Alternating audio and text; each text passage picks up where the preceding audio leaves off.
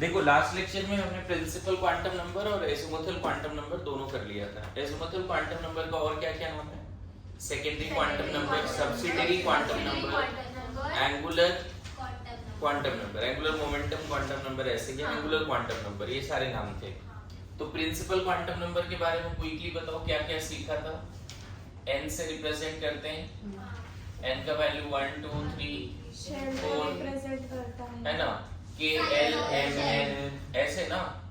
Next क्या था? n जो है सेल को या ऑर्बिट को रिप्रेजेंट करता है। और क्या था? Size of, very good, size of shell भी बोल दो,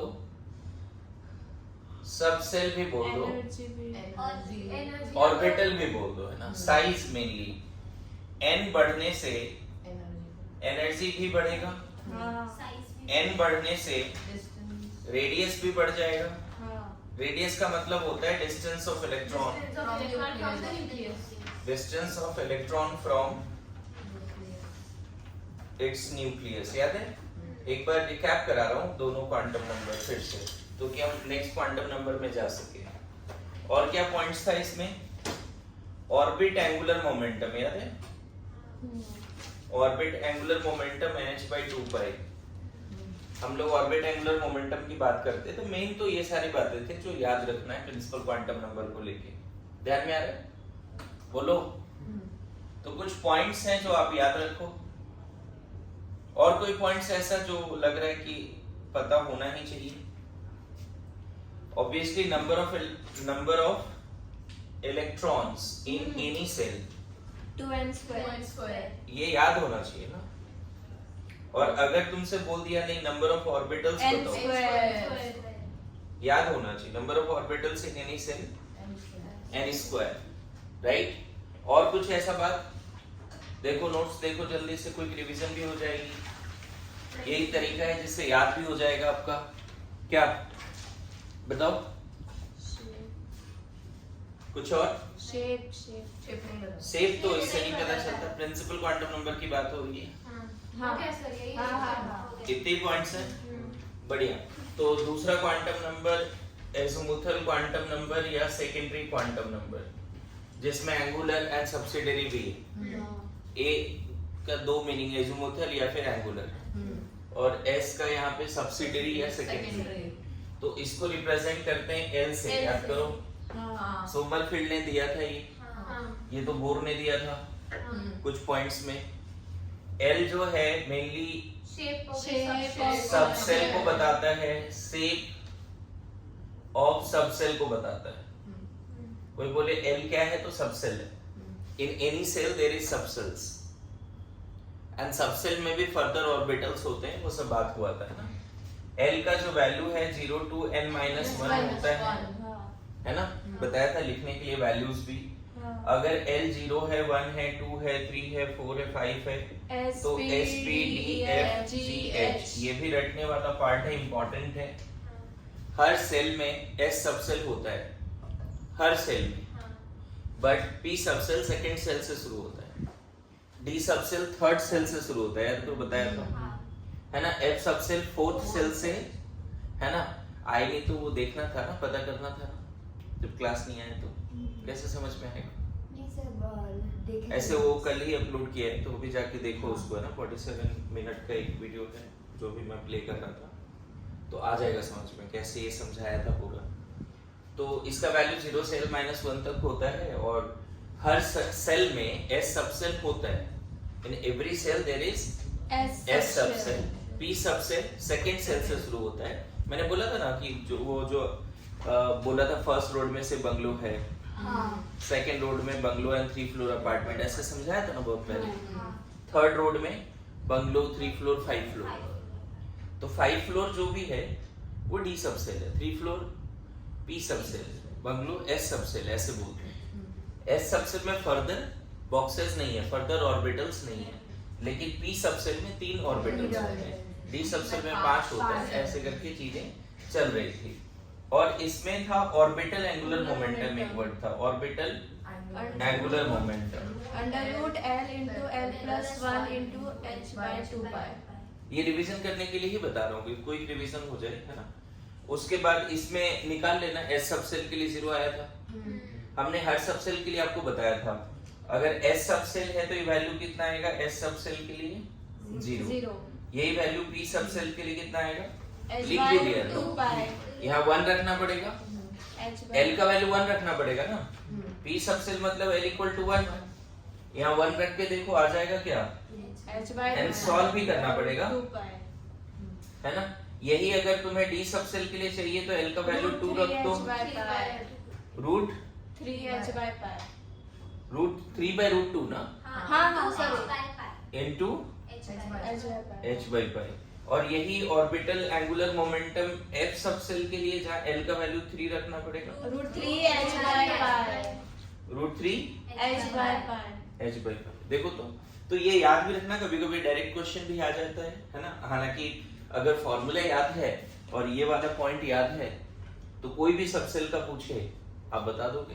मैं फिर बोल रहा हूँ, S में S सब सेल का कुछ भी पूछे, 1s 2s 3s 4s 5s सबके लिए 0, P सब सेल में 2p 3p 4p 5p 6p सबके लिए 0, D सब सेल में किसी के लिए भी पूछे 3d 4d 5d 6d सबके लिए दिस वैल्यू।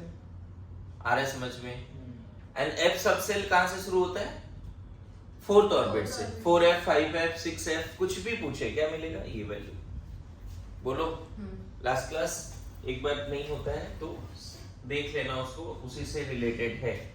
और इसमें क्या क्या बताया था, एल का value, number of electrons in any सब सेल, इसका एक फॉर्मूला था बच्चे, 2 × 2l + 1 है ना, 2 × 2l + 1। इसमें जैसे S सब सेल होगा तो यहाँ L का वैल्यू कितना रख देंगे, नंबर ऑफ इलेक्ट्रॉन्स कितना हो जाएगा S सब सेल के लिए, ऑब्वियसली यहाँ 0 रख दोगे तो 1 + 0 1 और बाहर 2 है।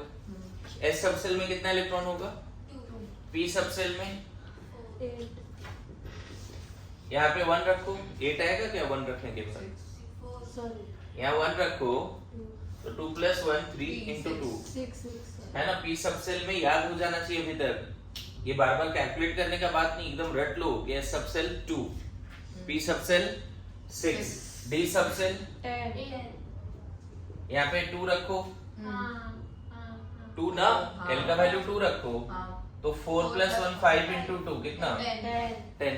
कैलकुलेट करो सही से, लास्ट क्लास लिखा है सब। F सब सेल 40, यहाँ 3 रख के देखो 40, तो ये रटा होना चाहिए ना, लास्ट क्लास बताया हुआ है। P सब सेल में 6 ऑलवेज, P ऑर्बिटल नहीं, P सब सेल है ना। और क्या पॉइंट्स था बताओ जो याद आ रहा है तुम्हें, इसके अलावा जो पॉइंट्स लिखा था, number of orbital in the subshell. हाँ बढ़िया, ये तुम्हारा इसी में 2 से 2 हटा दो तो आ जाएगा, है ना। Number of orbitals in any subshell is equal to 2l + 1। Number of orbitals पूछ रहा है किसी भी सब सेल में तो कितना हो जाएगा 2l + 1। समझ में आ रहा है। जैसे S सब सेल में सिर्फ एक ऑर्बिटल, क्योंकि यहाँ तुम क्या रख दोगे 0। P सब सेल में कितने ऑर्बिटल, 3, यहाँ पे 1 रख देंगे, 2 + 1 3। P सब सेल में तो यहाँ पे सब सेल और यहाँ ऑर्बिटल बात कर रहा हूँ। तो S सब सेल है तो 2, 1। S सब सेल में कितना ऑर्बिटल है 1। P सब सेल में 3, D में 5, है ना, F सब सेल में 7, G सब सेल में 9, H सब सेल में 11, लाइक दैट। समझ में आ रहा है। बोलो और कोई ऐसा पॉइंट जो कि लास्ट क्लास बताया था, जल्दी बोलो रिवीजन हो जाएगी। चलो तो नेक्स्ट क्वांटम नंबर में जाएं। ये सारे पॉइंट वाइज लिखे हुए भी हैं ना, क्विक रिवीजन भी करा दिया। लिखिए, next quantum number is magnetic quantum number, है ना। Next quantum number is magnetic quantum number. क्या होता है मैग्नेटिक क्वांटम नंबर, इसमें जज्बात क्या लिखना है हमें, gives the information about the spatial orientation of the orbital with respect to standard state of coordinate axis. हाँ बढ़िया। बेसिकली मल्टी इलेक्ट्रॉन एटम में किसी भी सेल में अगर इलेक्ट्रॉन्स हैं, ये एनसीईआरटी का ही लाइन है, चलो इसको लिख लो पहले फिर बताता हूँ, है ना? कोई नहीं, मैंने पढ़ाया नहीं है ना, तो एक बार तो बताएंगे, समझ लो भी। तुम्हें लग रहा है लिखना है लिखो, या तो सारे पॉइंट्स में पॉइंट वाइज लिख देता हूँ। मैंने बोला था एनसीईआरटी भी पढ़ने के लिए ना। सर मैंने एनसीईआरटी और मॉड्यूल दोनों से नोट्स लिखे। वेरी गुड, है ना? तो इसमें magnetic quantum number gives information about spatial orientation of orbitals, लिखो जिनको लिखना है, with respect to standard set of coordinate axis, है ना? एनसीईआरटी का लाइन है गिव्स इंफॉर्मेशन अबाउट, ये m से रिप्रेजेंट करते हैं बच्चे, स्मॉल m, है ना? Magnetic quantum number is denoted by small m। पहला पॉइंट क्या है? गिव्स इंफॉर्मेशन, एनसीईआरटी का ही लाइन लिख लो, gives information about the spatial orientation. तो यहाँ जो वर्ड है ना बच्चे, जैसे प्रिंसिपल के लिए साइज, साइज, एजिमुथल के लिए शेप, यहाँ पे ओरिएंटेशन वर्ड रखना है ना? मैग्नेटिक क्वांटम नंबर क्या बताता है? ओरिएंटेशन को, कोई अगर बोले तो। फिर से principal quantum number size of shell, subshell orbital. Azimuthal quantum number shape और सबसेल को बताता है, शेप ऑफ सबसेल, है ना? ये बताता है ओरिएंटेशन, है ना? तो क्या लिख दिया? Gives information about the spatial orientation of क्या? ऑर्बिटल, ऑर्बिटल्स, है ना? Of orbital with respect to standard, है ना? सेट ऑफ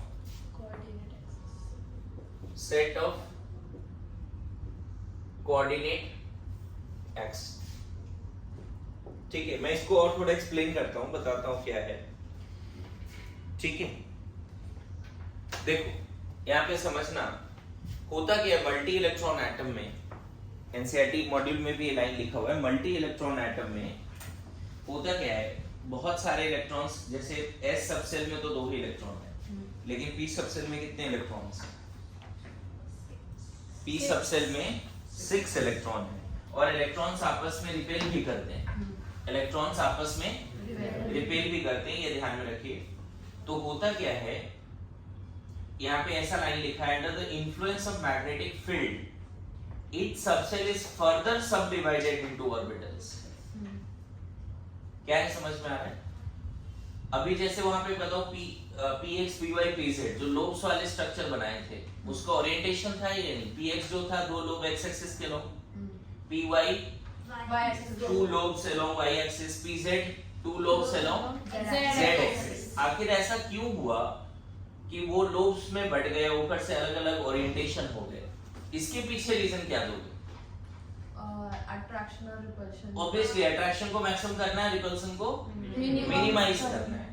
आगे चल के मैं आपको बताने वाला हूं अभी कि इलेक्ट्रॉन्स जो न्यूक्लियस के चारों तरफ घूम रहा है, उसके वजह से एक मैग्नेटिक फील्ड जनरेट होता है। इवन एक और बात है कि इलेक्ट्रॉन अपने एक्सिस पे भी घूम रहा है। इसको समझो ऐसे, जैसे अर्थ तो सन के चारों तरफ घूम रहा है, बोलो, consider sun as a nucleus and earth as electron. तो इलेक्ट्रॉन न्यूक्लियस के चारों तरफ घूम रहा है। अच्छा, अर्थ सन के चारों तरफ घूम रहा है, साथ साथ अपने एक्सिस पे भी स्पिन कर रहा है। हाँ। ये बात समझते हो? अपने ओन एक्सिस पे भी, जिसकी वजह से डे नाइट होती है। सन के चारों तरफ घूमने की वजह से सीजन चेंज हो रहा है, यस और नो? जिसमें 360 डेज लग जाते हैं। हाँ। 365। अरे यस और नो? हाँ। पूरा एक चक्कर लगाने में सन के चारों तरफ, लेकिन अपने एक्सिस पे सोचो कितना फास्ट घूम रहा है कि 24 घंटे में एक चक्कर लगा रहा है अपने एक्सिस पे। सेम इलेक्ट्रॉन के साथ भी, इलेक्ट्रॉन जो है न्यूक्लियस के चारों तरफ घूम रहा है, एज वेल एज इलेक्ट्रॉन अपने एक्सिस पे भी स्पिन कर रहा है। समझ में आ रहा है? अपने एक्सिस पे भी घूम रहा है, जिसको हम बोलते हैं स्पिन। क्लियर है? तो 2 तरह का मैग्नेटिक फील्ड जनरेट होता है। एक तो न्यूक्लियस के चारों तरफ इलेक्ट्रॉन को घूमने से भी मैग्नेटिक फील्ड जनरेट होता है, और अपने एक्सिस पे भी घूमने की वजह से मैग्नेटिक फील्ड जनरेट होता है। मेरी बात समझ रहे हो? इवन अपने एक्सिस पे घूमने की वजह से थोड़ा स्ट्रॉन्ग मैग्नेटिक फील्ड जनरेट होता है। समझना पड़ेगा। तो सारे इलेक्ट्रॉन मैग्नेटिक फील्ड जनरेट कर रहे हैं। All electrons are revolving around nucleus as well as their own axis. So उसकी वजह से मैग्नेटिक फील्ड जनरेट हो रहा है, और वो मैग्नेटिक फील्ड दूसरे इलेक्ट्रॉन के मैग्नेटिक फील्ड को रिपेल ना करे, समझ में, उसकी वजह से इलेक्ट्रॉन क्लाउड किसी पर्टिकुलर डायरेक्शन में चला जाता है। And that is the reason कि कहीं डम्बेल है, कहीं डबल डम्बेल है। मेरी बात समझ लो। Under the influence of magnetic field each subshell, मतलब पी सबसेल में देखते हो px py pz है, डी सबसेल में 5 है, dxy yz xz dx2 y2 dz2। अगर आपने रिकॉर्डिंग देखा होगा, वो तो एक एनिमेशन लास्ट में छोटा सा है, उसमें और सब ऑर्बिटल्स के बारे में बताया है हमने। बोलो। तो कोई बोले why the orientations of orbitals, तो एक तो जैसे इसने बोल दिया कि सर रिपल्सन मिनिमम करना है, अट्रैक्शन मैक्सिमम करना है, इसकी वजह से डिफरेंट डायरेक्शंस हो जाएंगी। दूसरा टू बी प्रिसाइज जो यहाँ लिखा है वही लिख लेना चाहिए, लिख लो। Under the influence of magnetic field, next point, under the लिखा है तो मत लिखो, लेकिन अभी मैं एक्सप्लेन करता हूं। Under the influence of magnetic field each subcell is further subdivided into orbitals.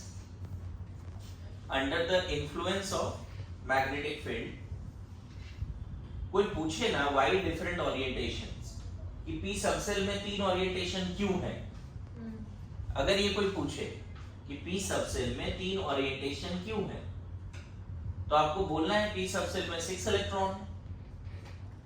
p subshell में कितना इलेक्ट्रॉन है?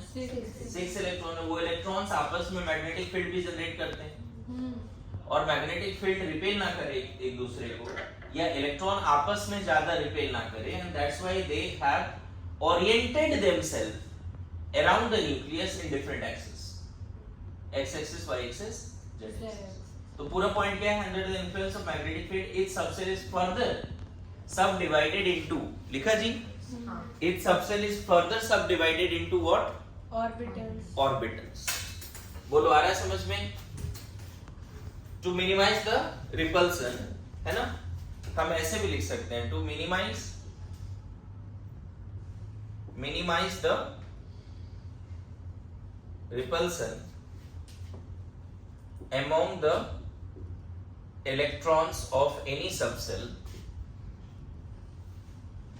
and, अब वो लाइन लिख सकते हैं, अंडर द इन्फ्लुएंस ऑफ क्या? मैग्नेटिक फील्ड, है ना, magnetic field, each subcell is further divided into orbitals. Each orbital correspond to one direction. Her orbital एक डायरेक्शन है, जैसे px x एक्सिस के लॉन्ग 2 लोग है ना, into orbitals having specific orientation. क्या बोल सकते हैं? ऑर्बिटल का क्या है? ऑर्बिटल का क्या है? Specific orientation. समझ में आ रहा है? To minimise the repulsion among the electrons of any subcell and under the influence of magnetic field each subcell is further, तो each value of m corresponds to one orbital। समझ में है? या ये पॉइंट क्या बोल सकते हैं? each value of m, और क्या बोल सकते हैं? Magnetic quantum number represents an orbital, और बोल सकते हो ओरिएंटेशन। मैग्नेटिक क्वांटम नंबर का हर वैल्यू क्या बताएगा? एक ओरिएंटेशन को बताएगा। बोलो, the each value of m corresponds to an orbital. Her value m का कोई भी एक वैल्यू 2 बातों को बता सकता है, orientation as well as orbital. Mainly तो तुम ओरिएंटेशन ही बोलो। ओरिएंटेशन ऑफ, साथ में बोलना है तो क्या बोलेंगे? Orientation of N orbital. Orientation of N orbital. मेरी बात समझ में आ रही? कोई बोले m क्या रिप्रेजेंट करता है, फिर से रिपीट कर रहा हूं, principal quantum number, size of shell, subshell orbital, azimuthal quantum number, shape of subshell, magnetic quantum number, orientation of an orbital. Each value of m corresponds to an orbital as well as orientation. बोलो आ रहा है समझ में? यहाँ तक clear है जी? ज्यादा पॉइंट्स है नहीं, लेकिन इसमें थोड़ा सा टेबल के हिसाब से समझाते हैं। नेक्स्ट पॉइंट पे बात करें इस पे, बोलो। लोगों ने लिख रखा है बट देखो नेक्स्ट पॉइंट, m का जो वैल्यू है -L2 + L होता है। ये भी एक इंपॉर्टेंट पॉइंट है। The values, what are the values of m? -L2 + L, ये ध्यान में रखना है, ठीक है। और क्या पॉइंट्स हैं इसमें? कुछ ऐसा पॉइंट्स और हैं जो लगता है लिखने लायक है? If L is 0, then m equals to 0, it implies that S subset has only one orbital called as S orbital. हाँ, ये तो मैं लिख देता हूँ अभी। चलो इतना पॉइंट ध्यान में रख रहे हैं। कोई अगर तुमसे ये पूछे वाई डिफरेंट ओरिएंटेशंस, तो आपको ये लाइन जरूर बोलना है। मेरे बात समझ रहे हो? ये लाइन बोलना ही है। To minimise the repulsion among the electrons, the electron in any subshell further subdivided into orbitals, and obviously मैंने यहाँ भी एक्सप्लेन किया कि electron also create their magnetic fields. मैंने बोला ना, न्यूक्लियस के चारों तरफ घूमने की वजह से मैग्नेटिक फील्ड है, और इलेक्ट्रॉन जो अपने एक्सिस पे स्पिन कर रहा है उसके वजह से भी मैग्नेटिक फील्ड है। उन सारे मैग्नेटिक फील्ड के वजह से पता है मैग्नेटिक रिपल्सन्स भी होते हैं। साउथ पोल पास में आ जाए तो रिपल्सन होगा या नहीं होगा? मैग्नेटिक रिपल्सन तो हम लोग जानते भी हैं, हमने फील भी किया, अगर मैग्नेट से कभी खेले हो तो। मैग्नेटिक अट्रैक्शन भी होता है, मैग्नेटिक रिपल्सन भी होता है। Opposite poles attract each other बोलते हैं ना, यस और नो? बोलिए। तो अगर सारे इलेक्ट्रॉन मैग्नेटिक फील्ड क्रिएट कर रहे हैं तो मतलब वहां पे पोल्स होंगे इलेक्ट्रॉन्स की वजह से। मतलब कुछ पॉजिटिव पोल वाले मैग्नेटिक फील्ड क्रिएट करेगा, कुछ नेगेटिव है, दोनों ही करेगा एक इलेक्ट्रॉन। मान लो एक electron can create like this type of bar magnet. मान लो एक इलेक्ट्रॉन की वजह से ऐसा बार मैग्नेट बन गया। मेरे बात समझ लो? अब बताओ, हर इलेक्ट्रॉन का अगर इस तरह का ही बार मैग्नेट बन रहा है तो नहीं लगता रिपल्सन होगा? तो इस तरह के मैग्नेटिक रिपल्सन को ओवरकम करने के लिए इलेक्ट्रॉन्स डिफरेंट डायरेक्शन में बढ़ जाते हैं। मतलब इलेक्ट्रॉन्स का wave motion and particle motion along particular direction होता है, एक्स एक्सिस वाई एक्सिस, ताकि वो इलेक्ट्रोस्टैटिक रिपल्सन को भी मिनिमाइज कर सके और मैग्नेटिक रिपल्सन को भी वो क्या कर सके, मिनिमाइज कर सके। समझ में आया जी सबको? बोलो। ये पॉइंट्स लिखने थे, लिखा सबने? ठीक है। और कोई बोले मैग्नेटिक क्वांटम नंबर का हर वैल्यू किसको रिप्रेजेंट करता है? ऑर्बिटल को, और orbital as well as their orientation. बढ़िया। अब देखो एक चीज और सीखोगे यहाँ पे, जैसे प्रिंसिपल क्वांटम नंबर है ना, इसको n से रिप्रेजेंट करते हैं, एजिमुथल क्वांटम नंबर L से रिप्रेजेंट करते हैं, एंड मैग्नेटिक क्वांटम नंबर जिसको m से रिप्रेजेंट करते हैं। समझना, अगर फर्स्ट सेल है n = 1 है या k सेल है, इसका वैल्यू कहां से कहां तक था याद करो, 0 to n-1, तो ये 0 आएगा। बताओ, ये मैंने कल भी टेबल बनाया था। फर्स्ट सेल में सिर्फ एक सब सेल है। अच्छा, अगर ये 0 है तो ये -L2 + L है, क्या होगा ये बताओगे क्या? फिर से रिपीट कर रहा हूं, ये 1 है तो ये 0 है। कैसे? ये 1 है तो ये 0 कैसे? क्योंकि इसके बारे में रट रखा है, कोडिंग सिस्टम इसी तरह से बनाया गया है कि इसका वैल्यू कहां से कहां तक होगा, 0 से। तो बताओ n का वैल्यू 1 रखो, 0 से 1 - 1, 0 से 0 मतलब क्या? 0। ये लास्ट क्लास अच्छे से समझ के गए थे ये दोनों, यस नो? अब बताओ, अगर ये 0 है तो ये क्या होगा? -0 से +0 मतलब 0। आया समझ में? ये पूरा 1, और ये अगर 0 है तो इसको s भी बोलते हैं बच्चे। तो इसका पूरा नाम हो गया 1s। मतलब फर्स्ट सेल में एक ही सबसेल है और एक ही ऑर्बिटल। फर्स्ट सेल में एक सबसेल है और एक ऑर्बिटल है। Okay, m equal to 0 represent s subshell बोल सकते हो यहाँ पे इस पर्टिकुलर केस में। अच्छा बताओ 2 ले ले तो n equal to 2 ले ले तो दैट इज k l ना, l सबसेल बताओ लिखा था हमने 0 से 2 minus 1 0 से 1 मतलब क्या क्या 0 and 1 0 and 1 ये s हो गया ये p हो गया बोलो। अच्छा अगर ये 0 है तो m का वैल्यू 0 होगा, सीखो अच्छे से।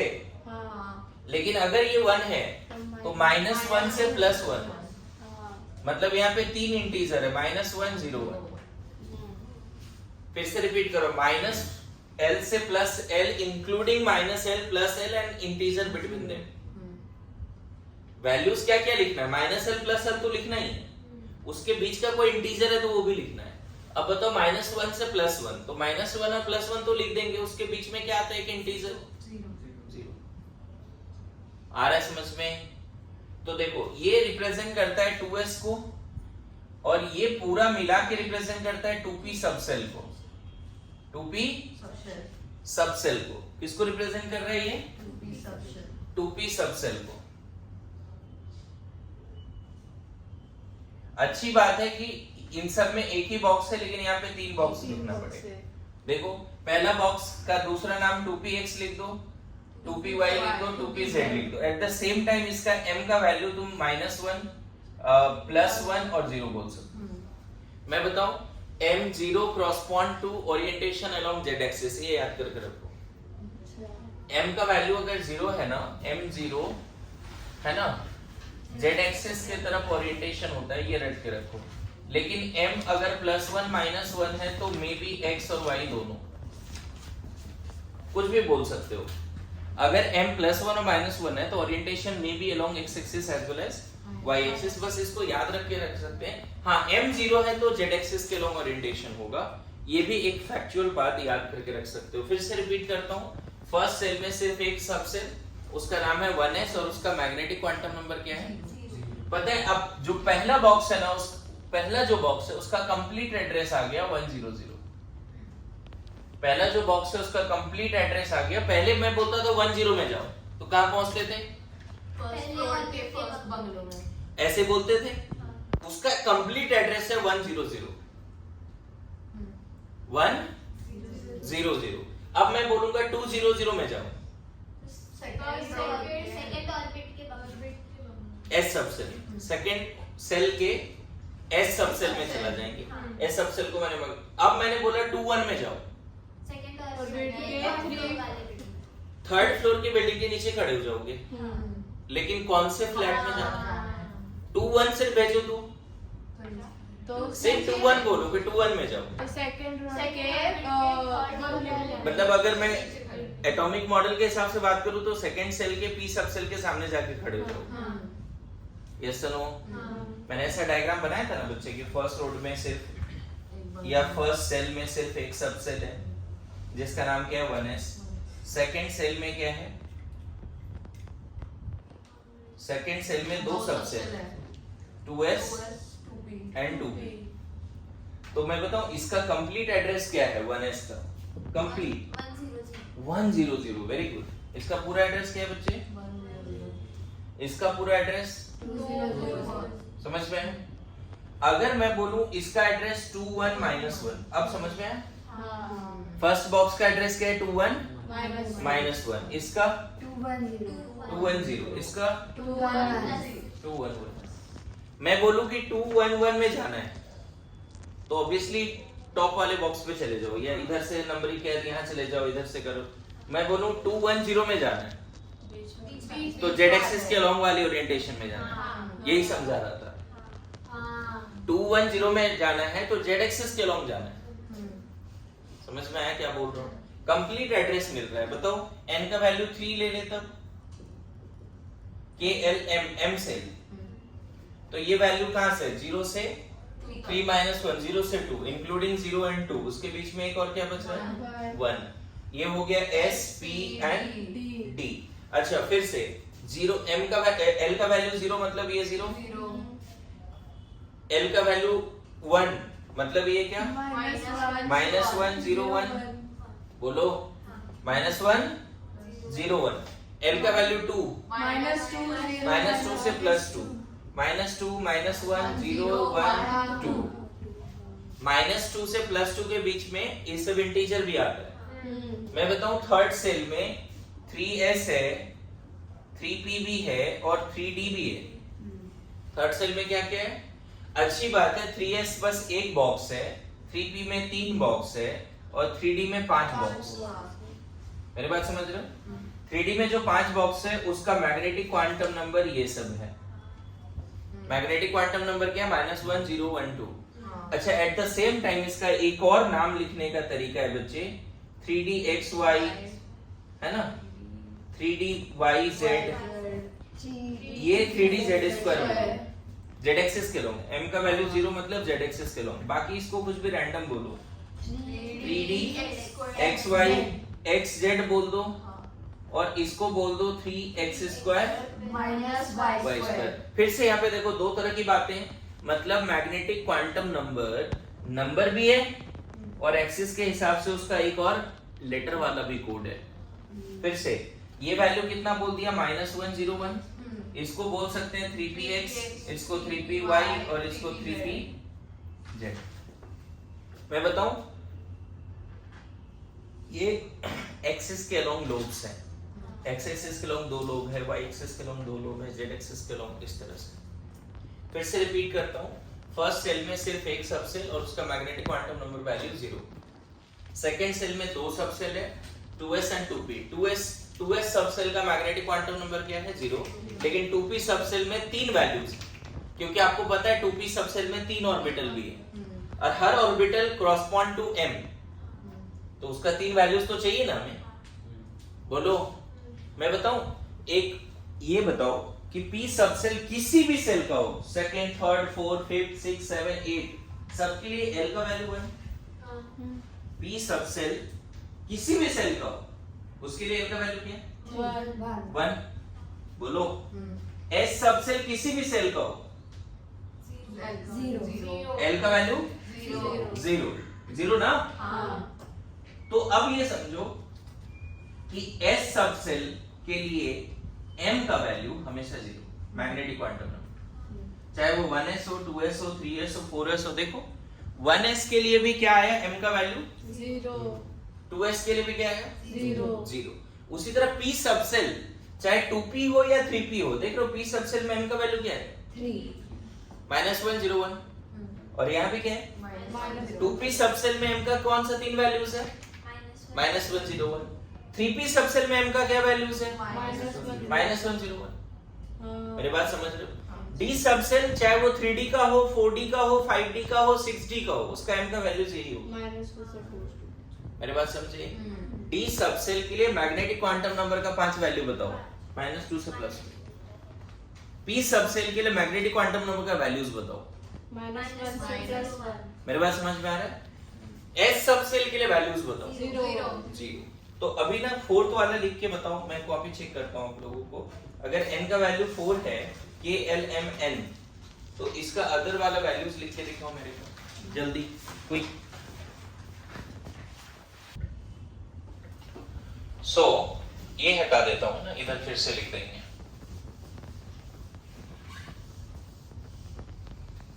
कंप्लीट एड्रेस में अब 3 लेटर या 3 डिजिट आएंगे या नहीं आएगा बताओ? 3 आएंगे ना, 2 नहीं आएंगे क्योंकि एक और नंबर इंक्लूड हुआ है। तो मैंने यहाँ क्या बोला था? 4 ना। तो n इक्वल टू अगर 4 है, k l m n, तो ये 0 1 2 3, मतलब s p d f। 0 के क्रॉसपोंडिंग ये वैल्यू 0, 1 के क्रॉसपोंडिंग -1 0 1, 2 के क्रॉसपोंडिंग m का वैल्यू -2 -1 0 1 2, -3 -2 -1 0 1 2 3, है ना। तो ये हो गया तुम्हारा 4s 4p 4d 4f, है ना। इसमें एक बॉक्स, इसमें 3 बॉक्स, 5 4d ना, 4d, इसमें 5 बॉक्स हो जाएंगे, 7 बॉक्स, है ना। -2 -1 0 1 2 जैसे यहाँ लिखा था। और यहाँ पे कितने बॉक्स हो जाएंगे? 7, 7 -2 3 -2 -1 0 1 2 3 ऐसे लिखते हैं। बोलो। तो मैं फिर रिपीट कर रहा हूं, S सबसेल किसी भी सेल का हो, L का वैल्यू 0, M का वैल्यू भी 0। P सबसेल किसी भी सेल का हो, L का वैल्यू 1 और M का वैल्यू -1 से D सबसेल किसी भी सेल का हो, L का वैल्यू 2, M F सबसेल किसी भी सेल का हो, यही तो ठीक है। मैग्नेटिक क्वांटम नंबर में कोई और ऐसा पॉइंट, एक भी पॉइंट एनसीईआरटी और मॉड्यूल को देखते हुए जल्दी से डिसाइड करो, फिर मैं स्पीड में आने वाला हूं। जल्दी। वो एक नोट था सर कि the values of m are derived from L and that the value of L are derived from M। सही है।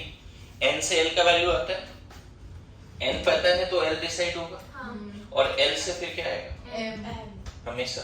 मतलब जरूरी नहीं है कि इसके लिए ये रिस्पॉन्सिबल हो, जब भी ये निकालना है इससे निकालना है, और ये कब आएगा जब ये पता होगा, इसीलिए सब एक दूसरे से रिलेटेड है।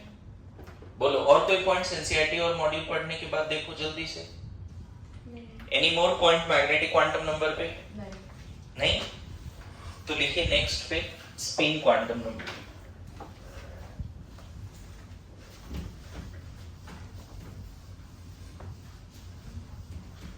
स्पिन क्वांटम नंबर सबने लिखा था ये जी?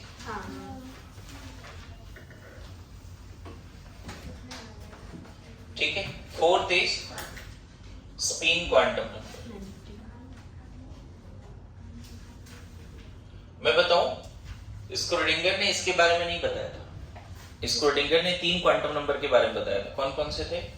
प्रिंसिपल, एजीमुथल एंड मैग्नेटिक, है ना? स्पिन क्वांटम नंबर बाद में ऐड ऑन किया गया।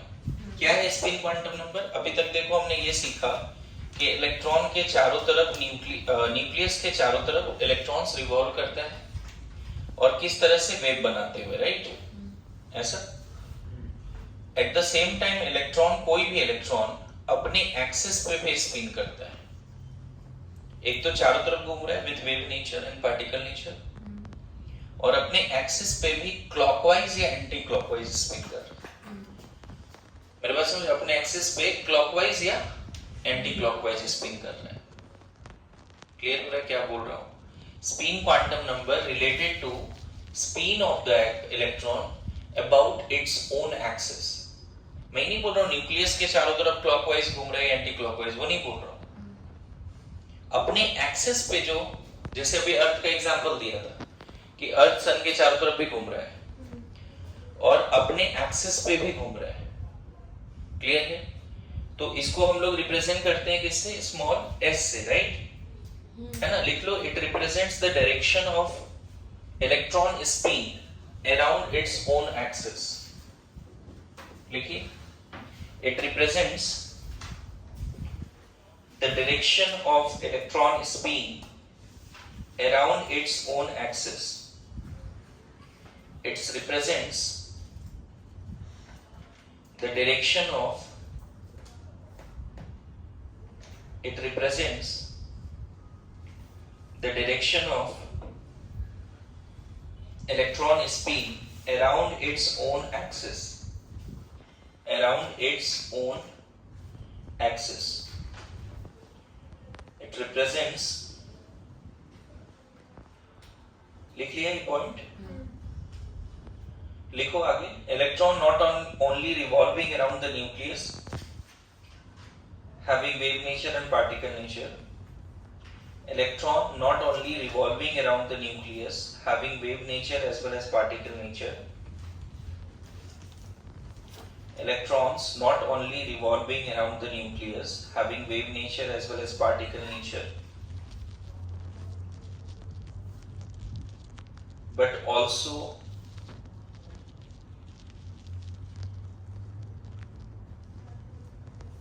revolve or spin around its own axis, but also revolve or spin around its own axis, but also revolve or spin around its own axis. which can be either, आगे लिखिए उसी में continue है ना. Electron not only revolve around the nucleus having wave nature and particle nature, but also revolve or spin around its own axis, है ना, which can be either clockwise or anti-clockwise, which can be either clockwise or anti-clockwise. फिर से repeat कर रहा हूँ. Electron not only revolve around the nucleus having wave nature and particle nature. Nucleus के चारों तरफ तो घूम ही रहा है पार्टिकल एंड वेव नेचर के साथ. एट द सेम टाइम अपने एक्सिस पे भी रिवॉल्व कर रहा है या स्पिन कर रहा है, which can be clockwise or anti-clockwise, which can be clockwise or anti-clockwise. लिखो hence spin can have only two values, plus half and minus half, and hence spin can have only two values, plus half and minus half. अगर कुछ mention नहीं है बच्चे, तो अगर clockwise spin है तो उसको generally plus half value S का वैल्यू, और अगर एंटी क्लॉकवाइज स्पिन है, हालांकि फिक्स नहीं है ना, यही जो क्लॉकवाइज है उसको अपवर्ड एरो या फिर हाफ हेडेड एरो ऐसे भी दिखा सकते हैं, और एंटी क्लॉकवाइज को डाउनवर्ड एरो या, लेकिन फिर से बोल रहा हूं वाइस वर्सा भी हो सकता है. अगर तुमने क्लॉकवाइज को माइनस हाफ माना है तो एंटी क्लॉकवाइज को प्लस हाफ मानना पड़ेगा. ये हमेशा फिक्स नहीं है कि क्लॉकवाइज ही प्लस हाफ होगा, लेकिन आर्बिट्री हम बोलते हैं क्लॉकवाइज प्लस हाफ है और एंटी क्लॉकवाइज माइनस हाफ है. क्या समझ गए? बोलो, लिखो आगे. ये लिखने के बाद अपवर्ड एरो दिखाओ या हाफ हेडेड अपवर्ड एरो, ये दोनों तरीका है प्लस हाफ को दिखाने. डाउनवर्ड कंप्लीट एरो दिखाओ या हाफ हेडेड एरो दिखाओ. लिखो, it is arbitrary assumed that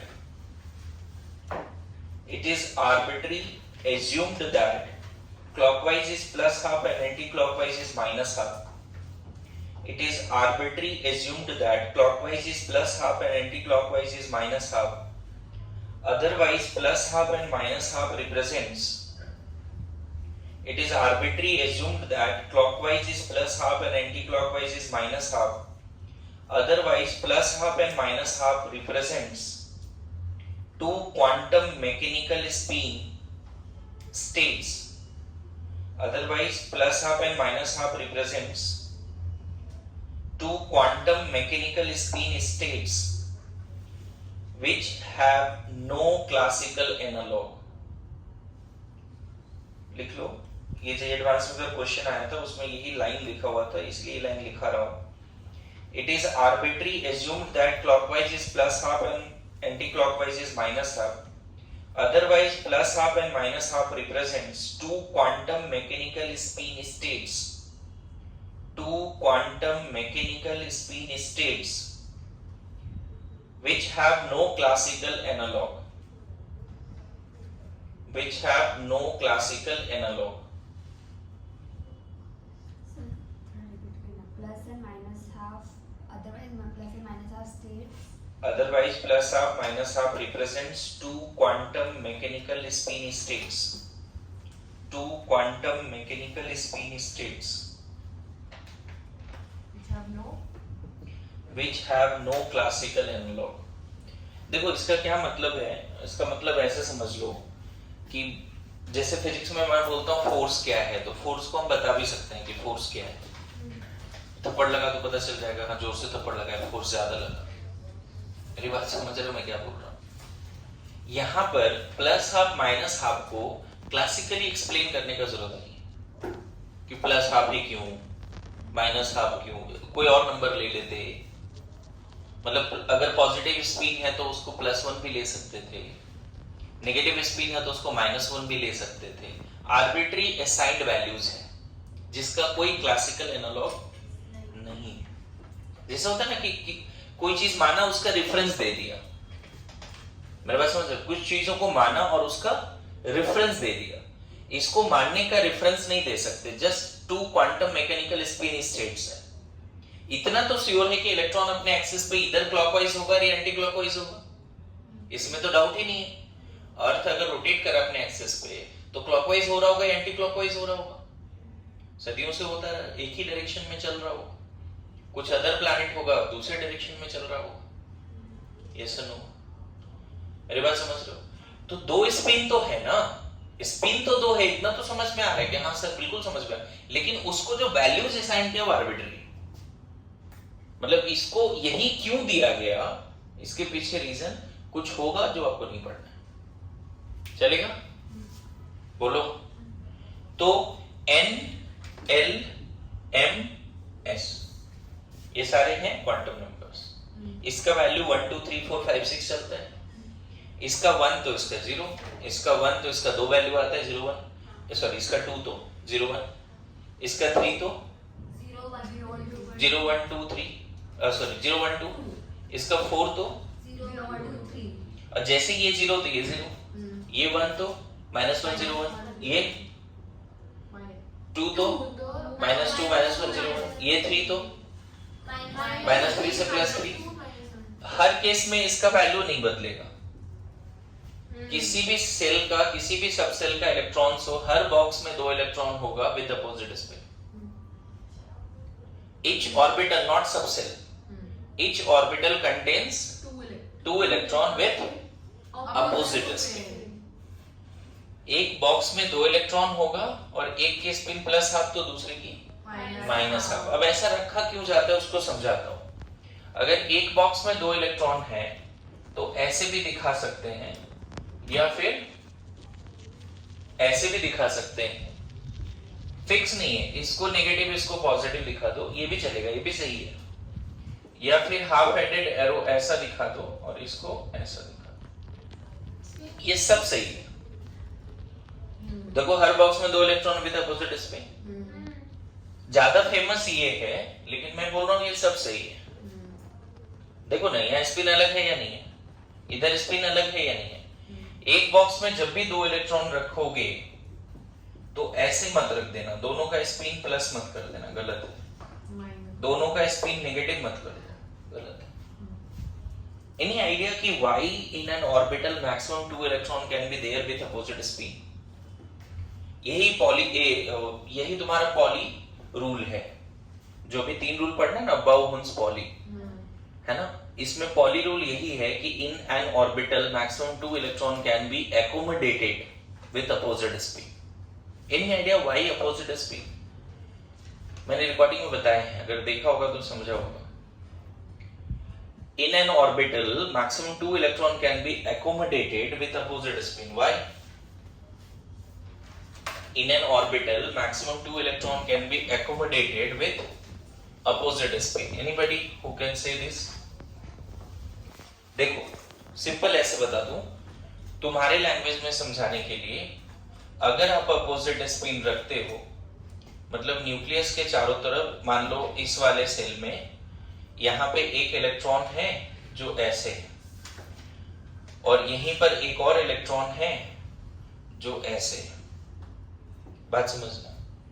तो अपने एक्सिस में स्पिन के वजह से एक मैग्नेटिक फील्ड जनरेट होता है ऐसा, मतलब एक बार मैग्नेट जनरेट होगा, और यहाँ पे अपोजिट स्पिन की वजह से भी एक बार मैग्नेट जनरेट होगा, लेकिन उसका पोल्स ऐसा होगा। अगर एक बॉक्स में 2 इलेक्ट्रॉन रखते हो with opposite spin, because of the spin of electron around its own axis, there will be magnetic field.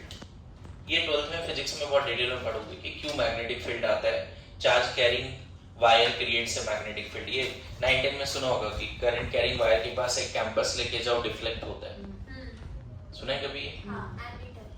Current carrying wire के पास एक छोटा सा कैंपस लेके जाओ, डिफ्लेक्ट होता है। ये 9-10 में एक्सपेरिमेंट भी किया होगा, बोलो ये किया है ना? क्यों होता है? क्योंकि वायर में जो चार्ज फ्लो कर रहा है उसके चारों तरफ मैग्नेटिक फील्ड है। वायर में जो चार्ज फ्लो कर रहा है, एक मैग्नेट तुम लेके गए वायर के पास और वो डिफ्लेक्ट हो रहा है, इसका मतलब वायर में भी मैग्नेट है ना? अरे ये सुनो, तो चार्ज अगर वायर में फ्लो कर रहा है तो वहां पे मैग्नेटिक फील्ड है, तो इलेक्ट्रॉन चार्ज है। अगर इलेक्ट्रॉन न्यूक्लियस के चारों घूम रहा है तो चार्ज का फ्लो है। इलेक्ट्रॉन अपने एक्सिस पे रोटेट कर रहा है, उसकी वजह से मैग्नेटिक फील्ड जनरेट होगा। तो होता क्या, अपोजिट स्पिन रखने की वजह से क्या होता है, इस वाले पॉजिटिव क्लॉकवाइज स्पिन की वजह से एक ऐसा मैग्नेट बन गया और इसकी वजह से एक ऐसा मैग्नेट बन गया। देखो तो यहाँ पे क्या हुआ, अट्रैक्शन हुआ कि नहीं हुआ, बताओ। हुआ। मतलब दो इलेक्ट्रॉन सेम ऑर्बिटल में रहते हुए भी अट्रैक्शन है। इलेक्ट्रोस्टैटिक रिपल्सन जरूर है लेकिन मैग्नेटिक अट्रैक्शन। मेरी बात समझ रहे हो?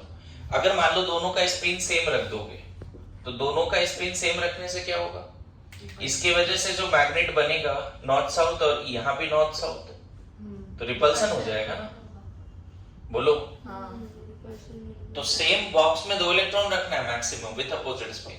नो डाउट यहाँ भी इलेक्ट्रोस्टैटिक रिपल्सन है, like charge repel each other. यहाँ भी इलेक्ट्रोस्टैटिक रिपल्सन है, like charge repel each other. But यहाँ पे मैग्नेटिक अट्रैक्शन, यहाँ मैग्नेटिक रिपल्सन है। इलेक्ट्रोस्टैटिक रिपल्सन भी है, मैग्नेटिक रिपल्सन भी है। तो कोई अगर आपसे बोले कि in an orbital maximum 2 electron can be there with same spin और opposite spin, and why so, क्यों ऐसा? क्योंकि अपोजिट स्पिन रखने के बाद वो दोनों इलेक्ट्रॉन एक दूसरे को क्या करेगा, अट्रैक्ट करेगा। इलेक्ट्रोस्टैटिक तो रिपल्सन है बट मैग्नेटिक अट्रैक्शन। एक ऐसा मैग्नेट बन गया जिसका नॉर्थ पोल साउथ पोल एक दूसरे की तरफ पॉइंटिंग, साउथ साउथ नहीं, एक डायरेक्शन में नहीं है, नॉर्थ नॉर्थ एक डायरेक्शन में नहीं है। मेरी बात समझ रहे हो? तो because of the clockwise spin मान लो ऐसा बार मैग्नेट बना, because of anti clockwise spin देखो ऐसा बार मैग्नेट बने। और सेम बॉक्स में सेम ऑर्बिटल में अगर दो इलेक्ट्रॉन है with opposite spin, there will be electrostatic repulsion but magnetic attraction. What is Pauli rule? Maximum 2 electron can be there in an orbital with, यही poly rule है, यही line बोल दो। Maximum 2 electron can be accommodated in an orbital with opposite spin। तो spin quantum number में इतना ही याद रखेंगे, इससे ज्यादा याद रखने की जरूरत नहीं है। So this is all about quantum number।